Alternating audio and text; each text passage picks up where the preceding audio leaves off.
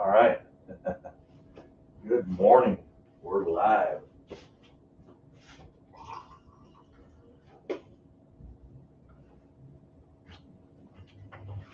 All right. Who's out there?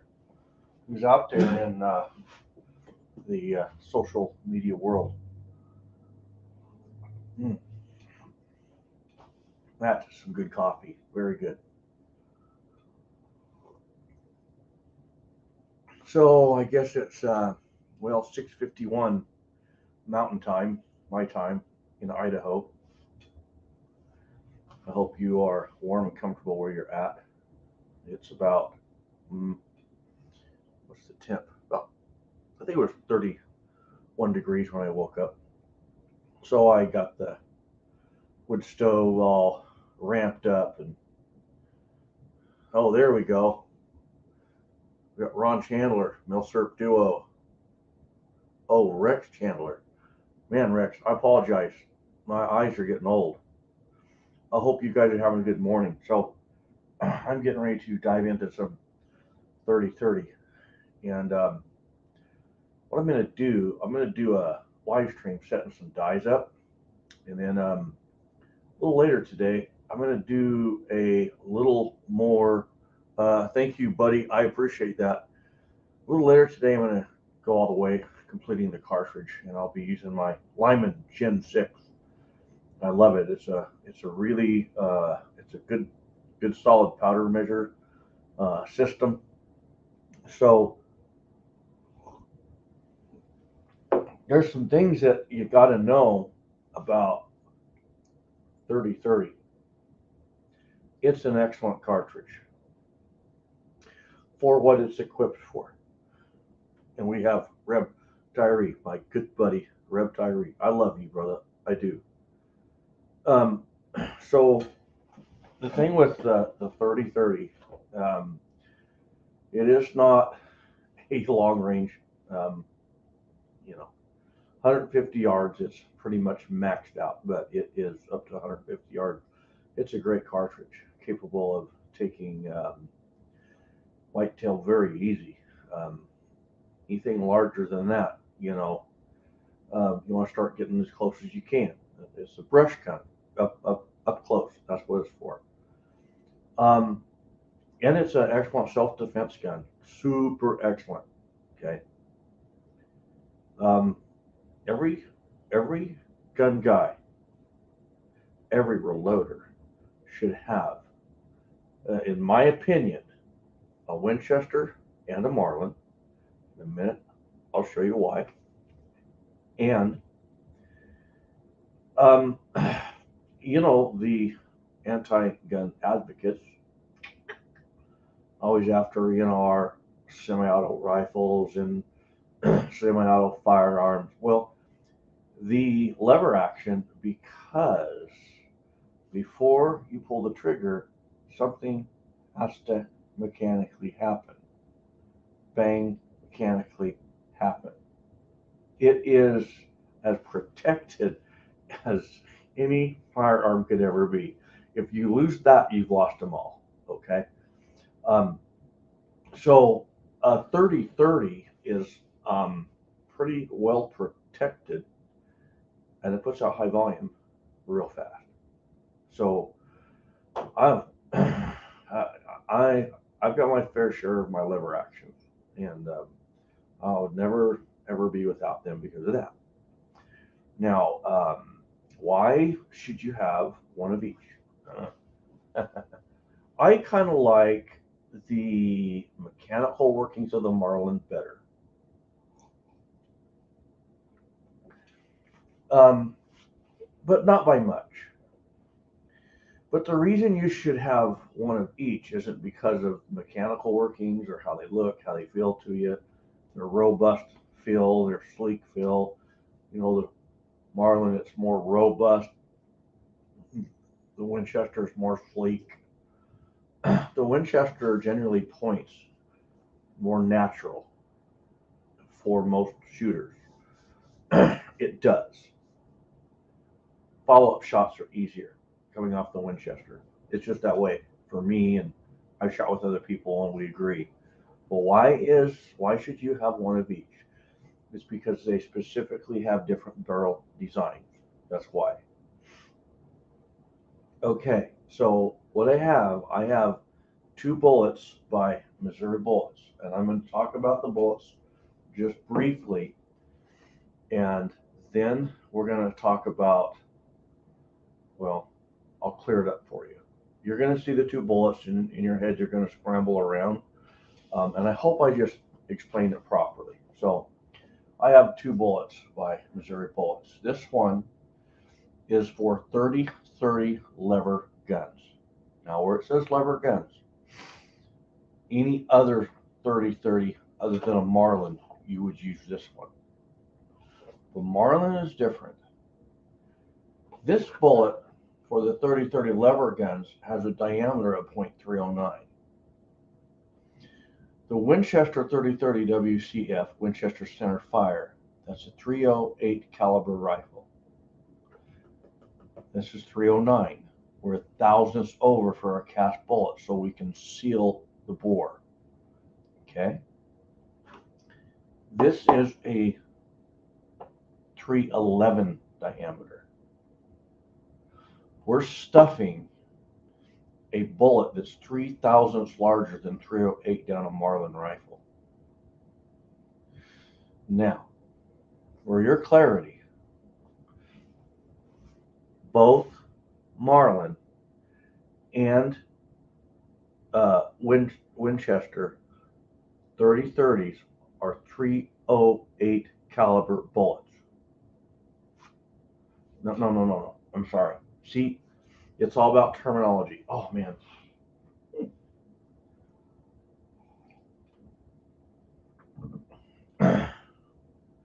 Both Marlin and Winchester rifles have .308 diameter bores. Okay? You got a Winchester, you got a Marlin. They both have .308 diameter bores. But if you take a bullet for .309 and you load several hundred of them up and you shoot half of those, terminology. If you take a cast bullet, I'll relate this over to jacketed bullets in a minute. If you take a cast bullet that's a .309 diameter and you load hundreds of them up for your Winchester and your Marlins, you're going to get very poor performance out of your Marlins. It's a different animal for that rifle, but not by much. We just got to understand what it is, and we can shift gears and we can load for it. Okay. Here's the difference. A Winchester has a 3-groove rifling. The Marlin has a 5-groove micro groove rifling. Think of it this way. In your mind, so you can understand this, imagine a tire maker producing a tire that doesn't have a real high tread depth to it. It's more shallow. And then imagine a tire such as the Goodyear Wrangler all-terrain, got a nice deep thick tread to it. Well, that deep tread, that would be your Winchester. Your Marlin would be the shallow tread. This bullet is a .311, a .311 diameter going into the Marlin rifle, but the Marlin rifle is a micro groove. The Marlin rifle is a .308, but because we have such shallow grooves, we want to stuff a little larger bullet through there so our bullet stabilizes. Ta-da! If you run a regular .309 diameter bullet through a Marlin, it's really not gonna those micro grooves aren't cutting deep for a firm grab. So what happens is that bullet never reaches stabilization. and we get keyholes, you get flyers, you get leading, super frustrating. Okay, so they're both 308 diameter. It's just one has shallow grooves called micro rifling, and there's 5 of them. The Winchester is a pure SAMI spec setup with 3 grooves that are deeper grooves. So now we don't need the thicker bullet, the larger diameter bullet. We can use a 309, and that rifling will cut deep, and we will super stabilize. When you hear reloaders say they like the Winchester better, more than likely they could be talking about the looks of the rifle, the feel of the rifle, but a reloader that is really on his game understands the difference between the rifling of the two. That's the difference. Now let's relate this over to a jacketed bullet. You shoot a jacketed through either one of them. That's the nice thing about a jacketed bullet is you can shoot a jacketed bullet through either one because it's got a much higher vernal hardness. It's like a 30 vernal hardness. So whether you get 5 grooves, 5 rifling grooves cutting into it, or that are shallow, or you get 3 deep, it's going to grab that bullet and it's going to stabilize. What you might find is your Winchester might shoot those a bit more accurate. Okay, and I can't. Okay, let me increase. I want to respond to some comments. Hang on, guys. Let me increase my screen so I can see your comments.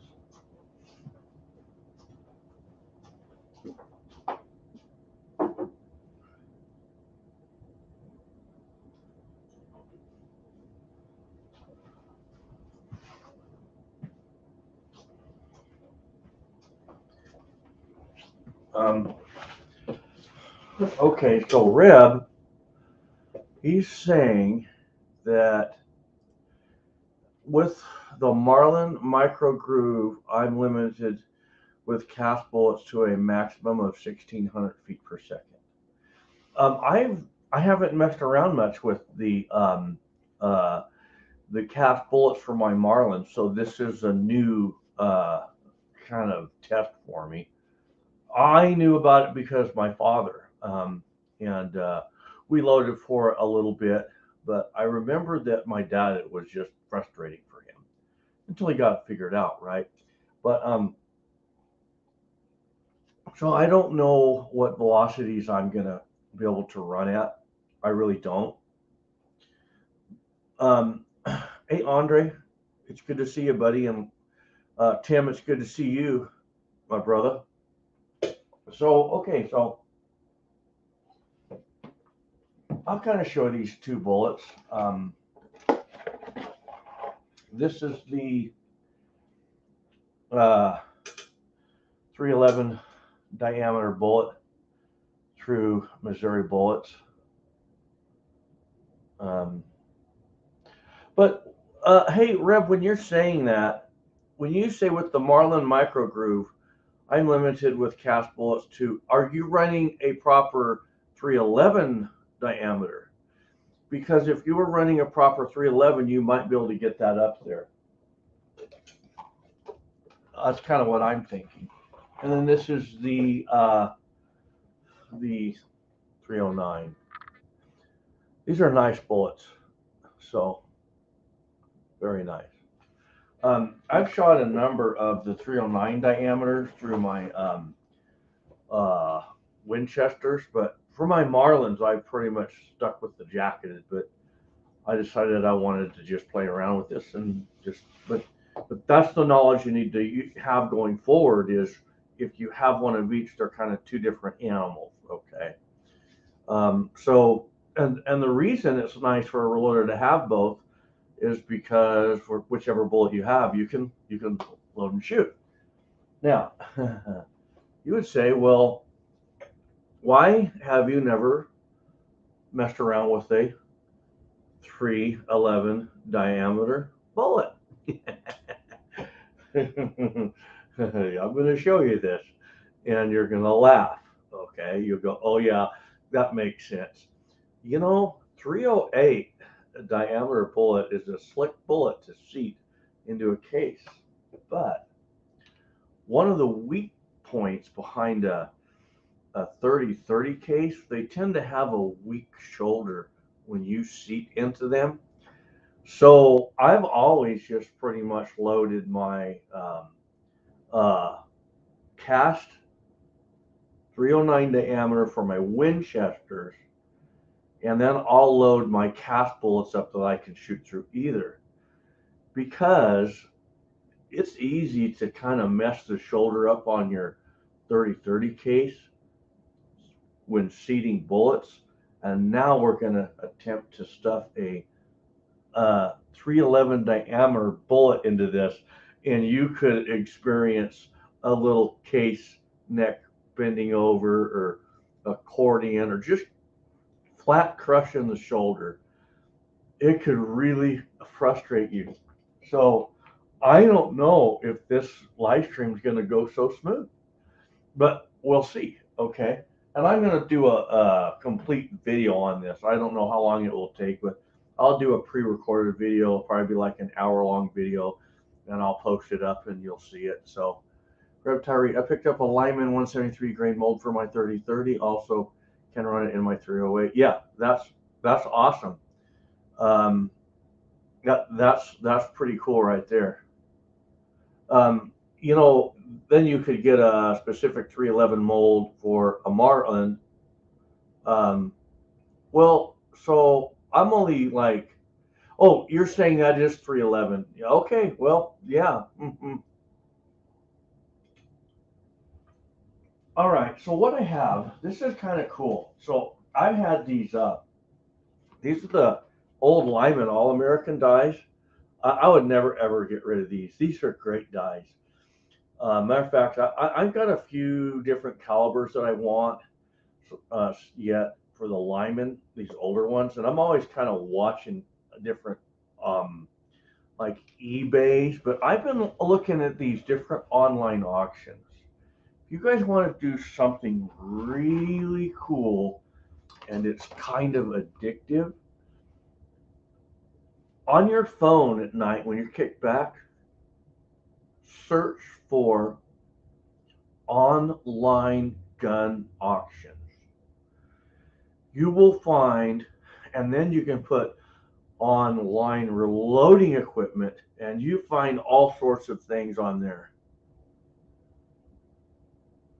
It's too early to be working this hard. I know. I love to work, get out here early in the morning though. That's when my brain works the best. So what I have, these are my, it's a 3 die set. I have my resized decap. Then I have my expander, and then I have my seat die. But I'm not going to seat and crimp on the same stage, especially 30-30. It has such a weak neck. So what I'll do is I'll take the seat and crimp die from my Redding, and I'll use my Redding die for my crimp only. Okay. So so I'll be set up as a 4 die, and then I could really put some nice stuff out. So they always say not to seat and crimp in the same step. It's not that you can't do it; it's that you can cause your cases to deform. When you seat and crimp in the same step, what happens is you're seating the bullet, right? So if you seat and crimp on the same step, the bullet is moving, and then you crimp.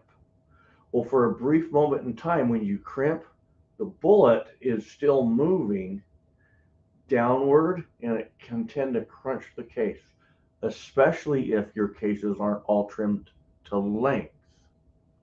So what happens is you end up kind of crunching the neck on cases at times, and then they won't chamber. Well, 30-30 having an even weaker neck, you really want to avoid seating and crimping in the same state. You can do it, but you have to trim very uniform and have them dialed in. So my first die, I just love these dies. Here we go. This is the I want to see.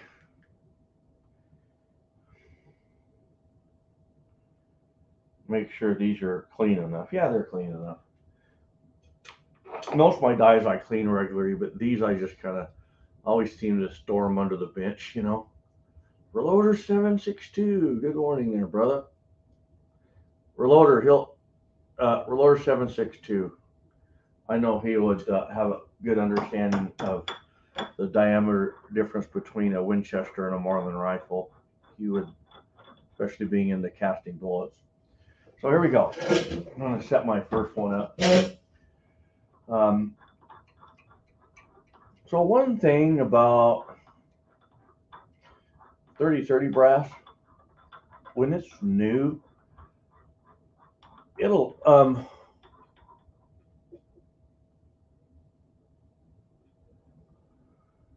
why does Marlin microgroove restrict load type to 16?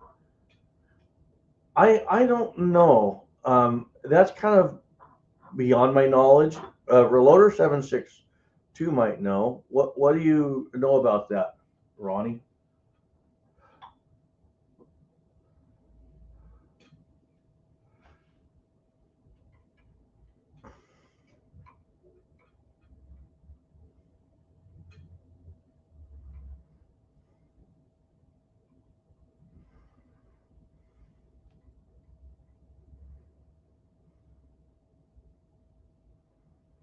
So you have a Savage 3030 and it likes the 311.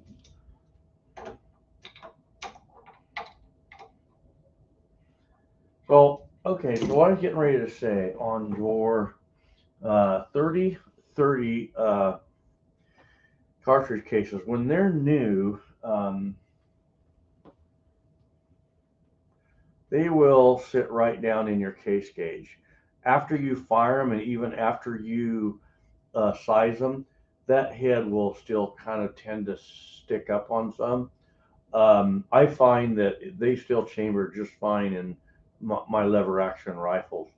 You know, it appears like they're oversized chamber. I think it's more of a head issue than a case fit issue. That's just what I found. I don't, to be honest with you, I don't put a whole lot of, I don't expect a lot of precision out of my 3030 Winchester cases. It's a short range brush gun. All it has to do is function in the rifle. But now there is something here. I will tell you here.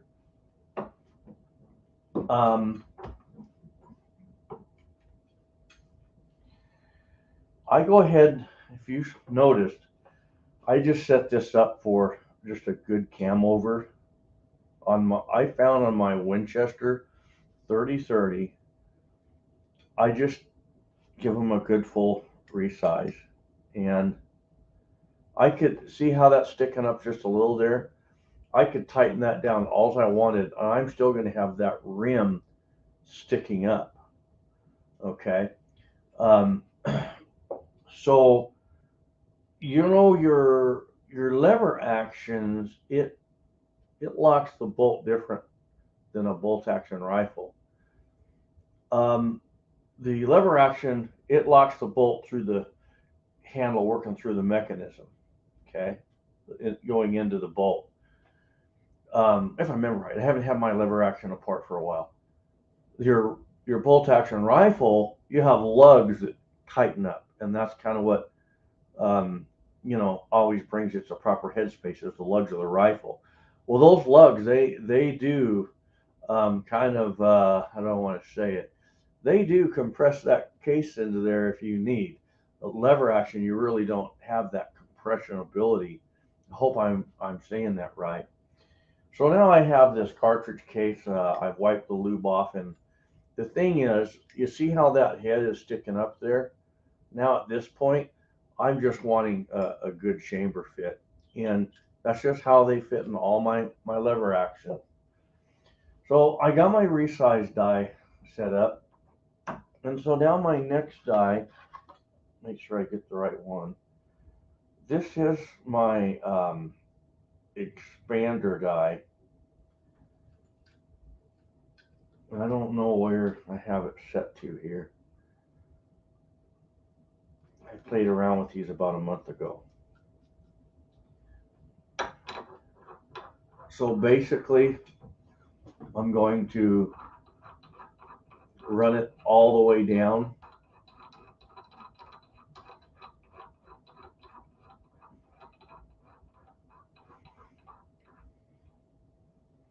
Now, here's one for you. When I'm loading up like you know a jacketed bullet, I don't expand the mouths of my 30-30 cases because I like to get as many loadings out of them as I can. But what we have to do now with cast bullets is we need to get a little expansion on there, you know. So I snug that down.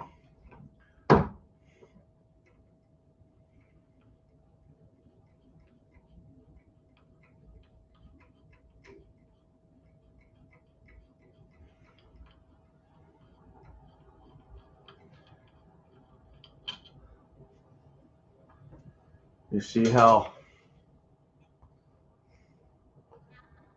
that neck expander is going to help us to set the neck tension, and just towards the base there, you see the expander. I know that that's not really focusing in the best, but I think you get the idea. So this is where you're going to want to make sure that you have, I would highly recommend that you're lubing the inside of your neck of the cartridge case with this, you know, the Imperial Convenience Pack by Reading Reloading. This is the graphite, the dry neck lube, okay? So what this is doing is it's lubing the inside of that neck. Remember, on your 30-30, it's got a little bit, a neck that's a little weaker. It's not as going to be as strong as like your 30-06 and other cartridges like that. So we really need to put some forgiveness in it, right?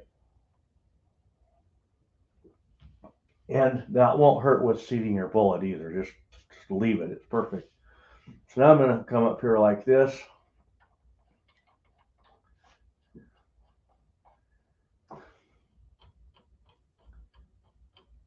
I'm kind of doing this by eye here.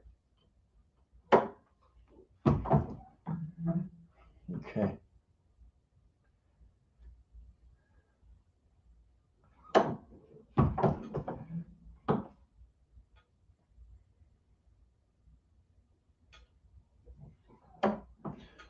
So now, one thing that I would recommend, like I have both bullet sizes here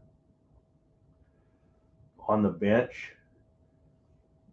Set your expander die up for whichever bullet you're going to be seating. In other words, don't set it up a little larger for the 311 and then run both bullets through it if you don't have to do that, okay? So what you would want to do is you're going to initially set this up for one of the bullets you're working with, and you would load your batch up, you would load that batch of bullets, and then after that, you would reset this for the next diameter bullet you're working with, and then you would load that batch. And I just grossly, oh man, I think I really overdid it. My eyes are really tired today, guys. I apologize. So that's okay. I can resalvage that case. That's a cool thing. We can resalvage cases. Boy, those are ornery. Okay, so here we go.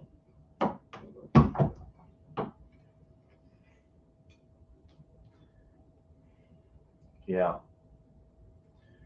I might still be able to pull that back just a little bit, just a little. So now here is our moment of truth. The moment of truth is, can we seat the 311 diameter bullet into our cartridge case without messing the neck up?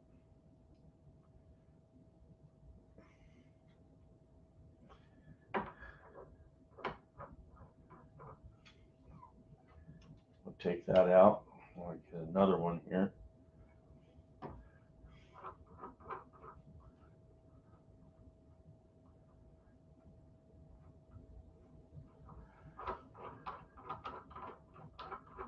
What I'm doing is I'm running it part way down. I'm going to take a case that, let's go ahead and size a case.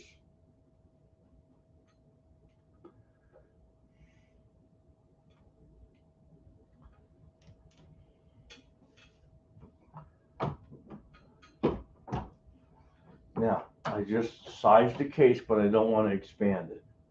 I'm going to run it up, and I shouldn't feel it touching anything. Now I'm going to run this die down until I make contact. This is the seat and crimp die. All I want to do is seat. I don't want to crimp. So once I make contact with the mouth of that cartridge case, just like that, I want to back it off because we're not wanting to crimp. So I'm going to back it off, and I'm going to run my die lock ring down. I got to take these lock rings off and clean these threads up. They're so they're just tight, you know. These were pretty well maintained dies though, pretty clean. I'm going to snug that up like that. Doesn't take a whole lot. So now what I'm going to do, I'm going to take our 311 diameter bullet. I'm going to place it into the case. Oh, now I'm going to set that case aside. Now I'm going to take the cartridge that I've expanded the mouth on. I'm going to place that bullet into there, just like that. Okay. Now for me, I normally kind of hold the bullet as I go up, but I won't. You guys can watch this. So, okay, I have a ways to go, and if I remember right,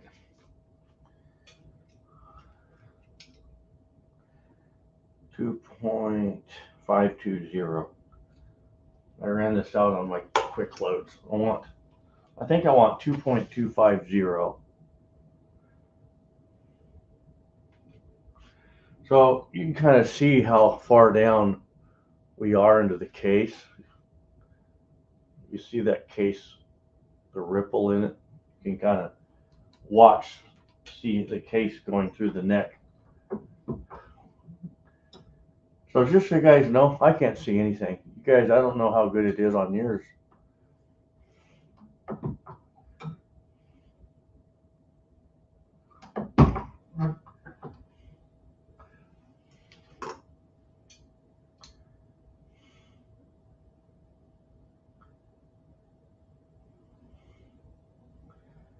Okay, I have 84 thousandths to go.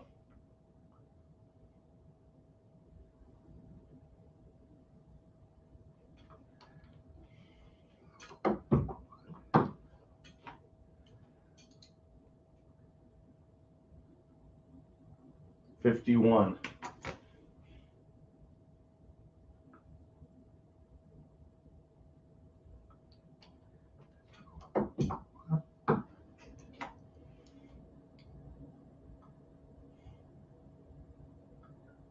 Okay. I went too far. That's all right. Because I can pull it.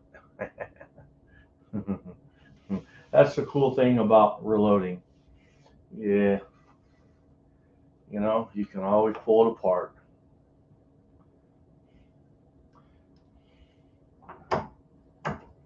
So just so the viewers know, what you can see through that, I can't. The light's opposite. If I had it to where the light was where I could see, then it would blind you guys. So sometimes it's it's a little tough, you know, seeing what I'm doing on my end. So, all right, I'll get it right this time.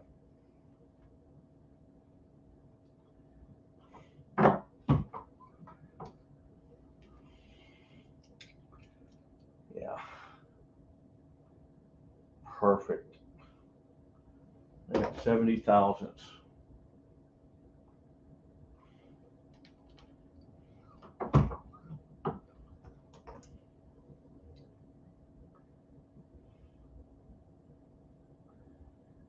Okay, I'm gonna call that good.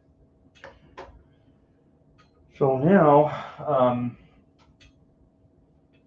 what I'm going to do, looks pretty doggone good. Now what I'm going to do, I'm going to take my Redding crimp die, and we want to roll crimp these. So the two things that's pretty critical for the 3030 Winchester is one, we have them all trimmed as uniform as we can, so we can do a good job on our crimping, right? So we have consistent ignition in all of our cases, right? But also we want to do a good job crimping because of the recoil and the way they're stacked in the tube. You got these, you know, the base of one cartridge case against the bullet behind it, pushing on that bullet. So we want those to stay secure, right? Then the other critical thing is we need a bullet with a flat point, so which we have both those. So now what I'm going to do, I'm taking this seat die. This is a Redding seat and crimp die, and I want to use this as a crimp. So I'm going to, actually, if you want, you can just pull the seat stem all the way out. And now I'm going to thread the die body in. I'll raise my cartridge up, and now what I'm going to do, I'm just going to thread this down like this, and there'll be a point where we'll feel it just kind of come into contact with the mouth. There, now I'm into contact with the mouth of the cartridge case, but I got a little play. So I'm going to lower the cartridge and just turn it. I got a little play. Lower the cartridge and turn it. I got a little play. Oh, I got a little movement, not much. So I'm just going to turn it like a 16th of a turn. There, it's solid. So now what we can do, there's a quarter turn, okay? Not quite a quarter.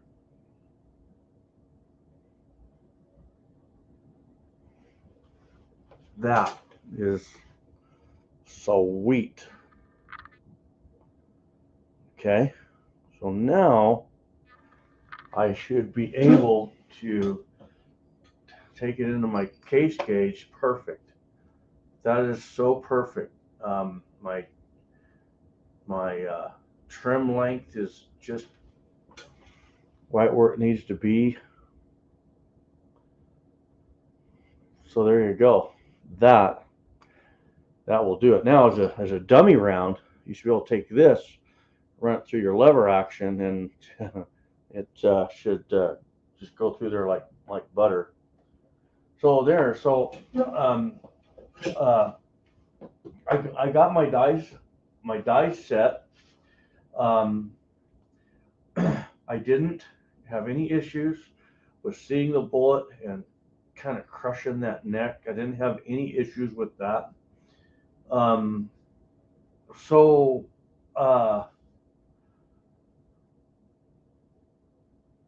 that's awesome. I'm ready to roll. I could set up like this right now, get my Gen 6 out. I could roll right through these cases. No problem. They're ready to go.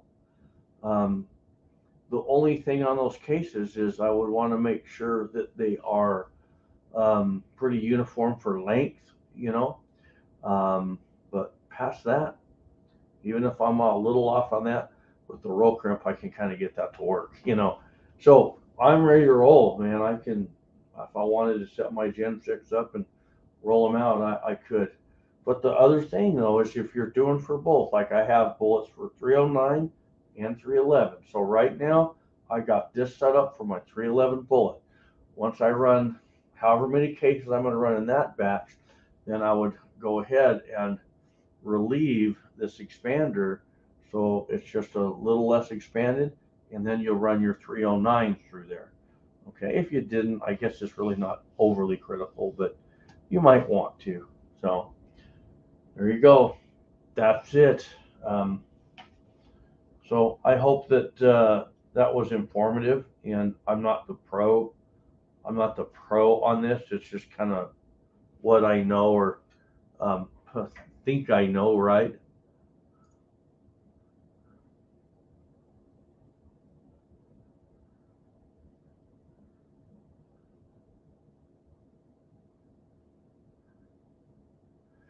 Drew Bradley. That's yeah. You're right on that.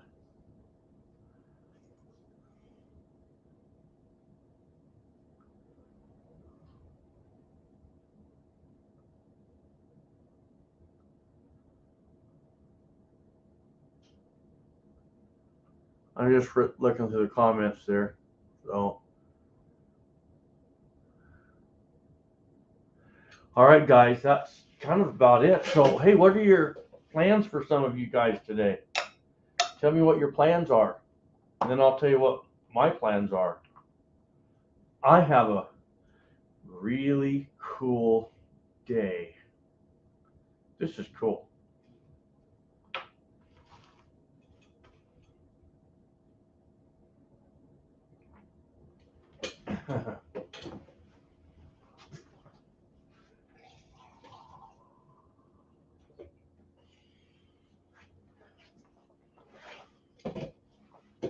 Thank you, Rep. Thank you. So here's my day. As soon as I'm done here, I'm going to go start my smoker. Now I've got my wood stove going. Then I'm going to start my smoker. And I've got some ribs that I'm going to get all seasoned up.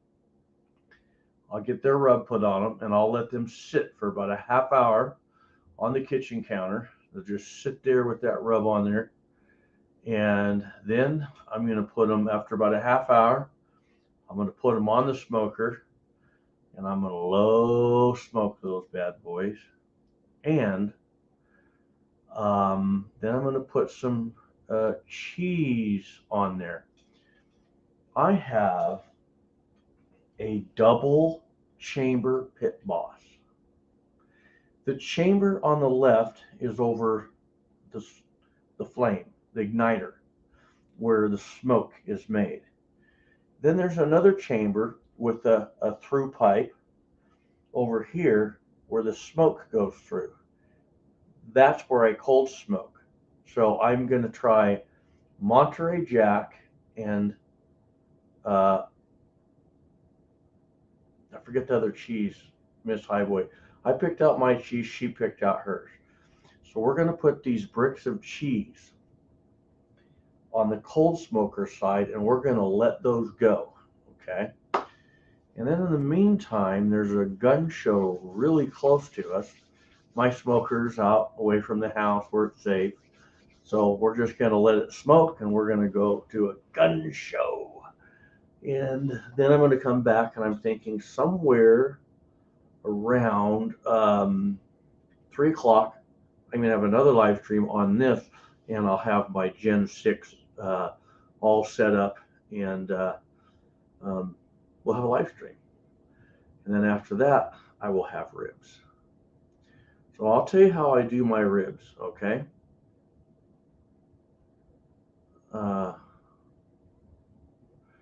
So Drew says, I love my pellet stove. The amount of money over the years I have saved, amazing. I think that we do save money on, I can do my ribs so much better and we don't have to eat out. And how I do my ribs, I'll smoke those for about 4 hours. Get a good smoke ring on those. You don't see the smoke ring till you're done, but 4 hours of smoking, rolling cold, they'll have a good smoke ring. And then I'll wrap those and I'll bump them to. Now when I smoke them, I'm going to be at 225 for 4 hours. Then I'll bump it to, and I'll have a little bit of water in there for steam, and I'll spray it down periodically. But then after that, I will put them in um, aluminum foil. I put a little apple juice in there, put a little barbecue sauce on them, and I will wrap them 3 times. That's the trick. You want to wrap them so good that the the steam can't get out, and then I'll put them in there, and I will let those run till they hit about two. Okay, it's kind of like if they're 204, they're done at like 185. Pork's done. I think it's 165. But at like 204, it'll be kind of it'll have a tough texture to it. Once it hits 206 and it sits there for about an hour, it's fall off the bone. I don't want my ribs competition. I want the bones to slip out and be nice and moist. So then once they hit 206, and I'll hold it there for about an hour at that temp, even if I got to turn the temp of the, if I got to go from 250 to 225 to hold my 226, I'll drop it for an hour and leave them in that foil. And then after that, I unwrap them and I'll put my barbecue sauce on them, and I'll put my bacon. I have smoked bacon, and I'll chop it up and I'll put it on the top with the barbecue sauce, and I'll just let them go for another hour like that. And we will be able, if you wanted, you could get a whatever kind of bun, a hamburger bun or hot dog bun, and you could slip the bones out and cut it and put it on there and eat it as a pork sandwich if you wanted. Uh, Me and Miss Highway, we just pull the bones out and we just go for it. And they're just fall off the bone good that way. So there you go.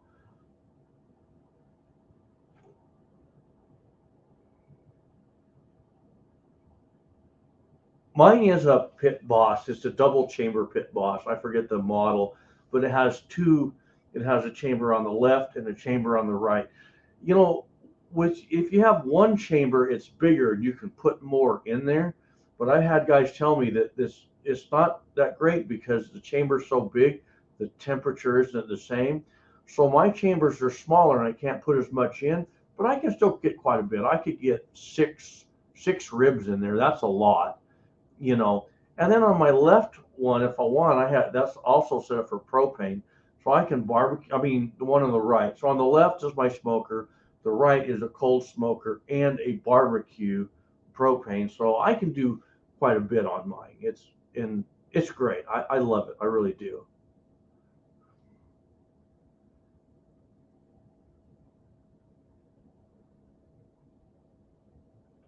Well, there we go, guys. That's it. That's my day. And so um, I hope you're in on the live stream later. It's going to be kind of a busy live stream. I'm going to be showing some of the. I have unboxed some Lyman equipment. I want to preview on my live stream today, so you know you can look forward to some of the equipment I'll be working with. Um, and some of it today I will be using in the live stream. So we'll unbox it and use it in the live stream. You'll get to see that. And then we're going to set these dies up all over again. And we'll use the Lyman Gen 6. We're going to see that run. Real time, live stream. If I mess up, you see it.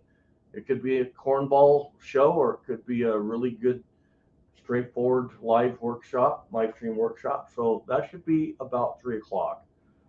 And really, it could be about 2. Might want to do it earlier so I can be done in time to eat my ribs. Okay, my live stream is going to depend on when my ribs or how my ribs are progressing. It's a little colder. It's not August, so they're going to cook at a different pace. So I'm going to do my live stream to where I can end my live stream about the time those are ready to come out of the aluminum foil. So that's kind of what that's contingent on. So there we go. I want to just tell everyone I appreciate you. Good morning. Have a good day. Be safe. Be positive. I told Miss Highboy something yesterday, and she agreed. She totally agreed.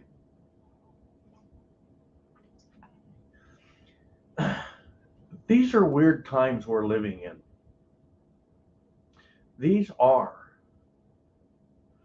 The direction of our world is just different. Sometimes I feel lonely. All the people in my life that's passed away that were influential over me, all the men who fought for our country over the decades and decades and decades, who fought for our freedom. And I look at our world and I say, you know, God, this isn't my world. You're right. This isn't my world. But I do have to admit something. Through COVID, through all the political storms we've been through, the last few years of my life have been some of the funnest years. Miss Highboy agreed with me. She agreed with me. It is what we make it.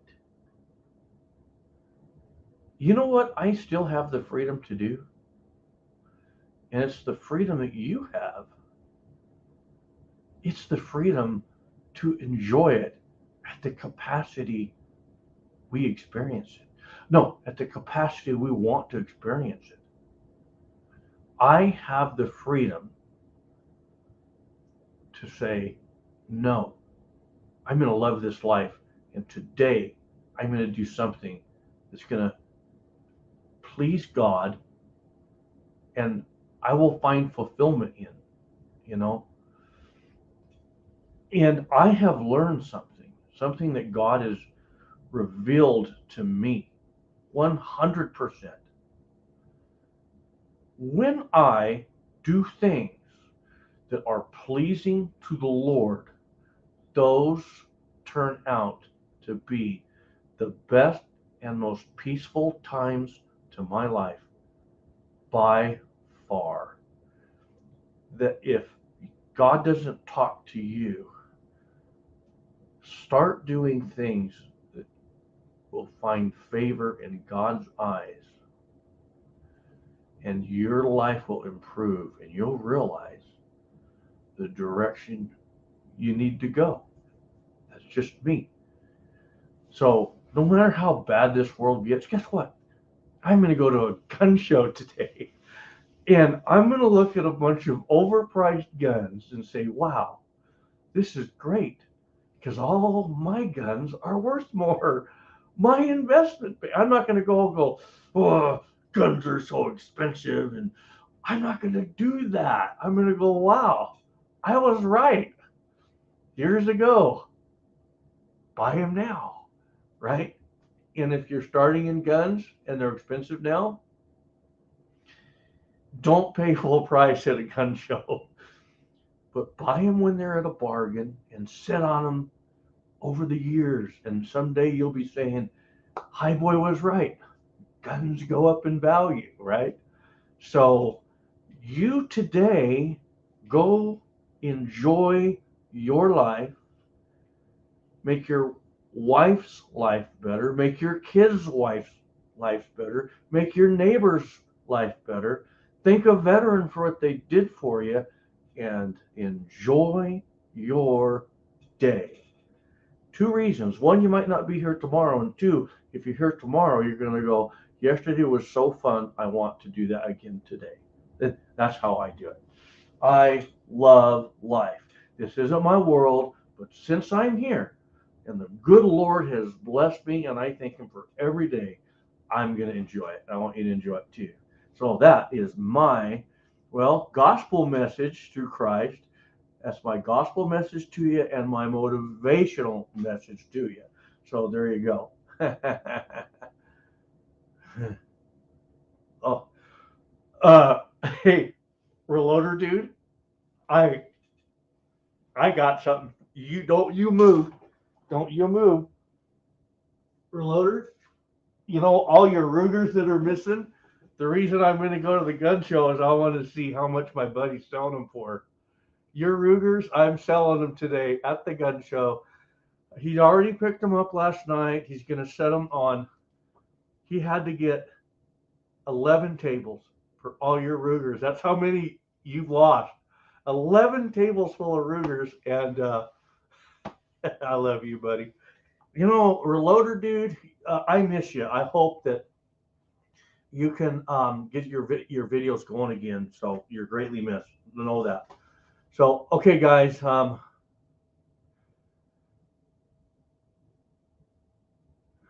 of James. Oh man, I love the Book of James. Okay, here we go. I want everyone to type. Okay, this is what we're gonna put. I want you all to say, you lost your Rugers. The Reloader dude. TRD. You lost your Rugers. TRD, and I'll call you off. Let the Reloader dude know he's lost his Rugers. Actually, he's got a bunch of them. I know. And I know something that the Reloader dude has been a little disgusted with. I know. The Reloader dude has been a little disgusted with the fact that when he goes into gun shops, there's not a lot of Ruger Blackhawks and Super Blackhawks and GP 100s and Smith & Wesson Model 686s. I read the Reloader dude just fine. Okay.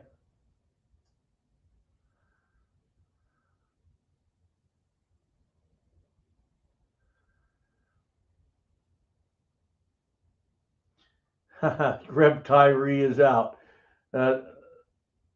Someone took them. I don't know who that would be. Drew Bradley is out. Wax Factory is out. Reloader 762 is out. Lost my Rugers, but I know where mine are. MacMan is out. Hey, it's good to see you, brother. You have a good day. Okay, so look forward to a live stream later. We'll get over. I'm going to show you some Lyman products that I'm bringing onto my channel. I can't wait to work with them. We'll do full dice setup and we'll go into the Gen 6. We'll do the whole thing. I don't know how it will go, but it will go. Guys and gals, that's the end of this video. Let's see. Reb Tyree. Drew Bradley. Okay, guys, we're out.